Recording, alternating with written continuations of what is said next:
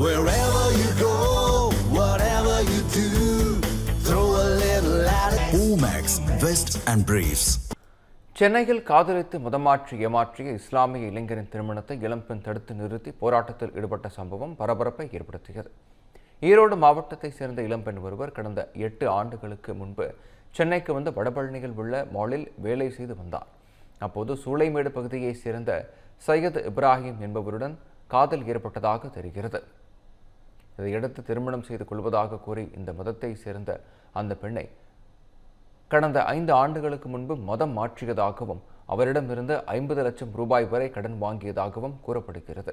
இந்நிலையில் இளம்பெண்ணை ஏமாற்றிய சையத் இப்ராஹிம் வேறு ஒரு பெண்ணை திருமணம் செய்து கொள்ள முயன்றார்.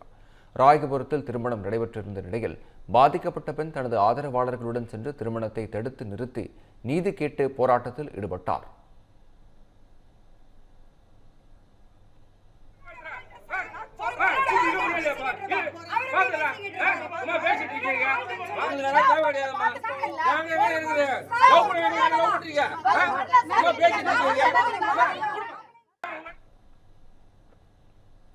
தகவலிருந்து ராயபுரம் காவல் ஆய்வாளர் சிதம்பர பாரதி சையத் இப்ராஹிம் மீது நடவடிக்கை எடுக்காமல் பாதிக்கப்பட்ட பெண்ணுடன் வாக்குவாதம் செய்தார்.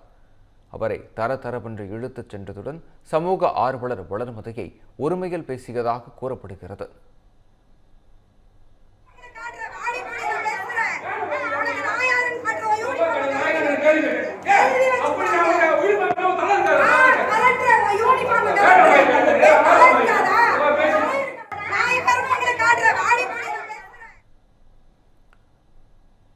பாதிக்கப்பட்ட பெண்ணுக்கு ஆதரவாக வந்த அப்துல் கரீம் என்பவரின் முகத்தில் காவல் ஆய்வாளர் சிதம்பர பாரதி கடுமையாக தாக்கினார்.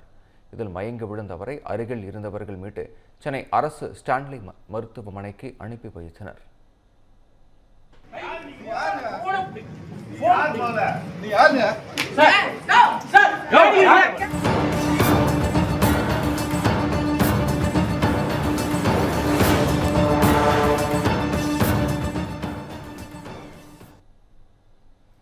இந்த விவகாரத்தில் பாதிக்கப்பட்ட பெண்ணுக்கு ஆதரவாக காவல் நிலையம் சென்ற ராயபுரம் தவிக எம்எல்ஏ விஜயதாமு பொதுமக்களை அடிக்க யார் அதிகாரம் கொடுத்தது என காவல் ஆய்வாளரிடம் சரமாரியாக கேள்வி எழுப்பினார்.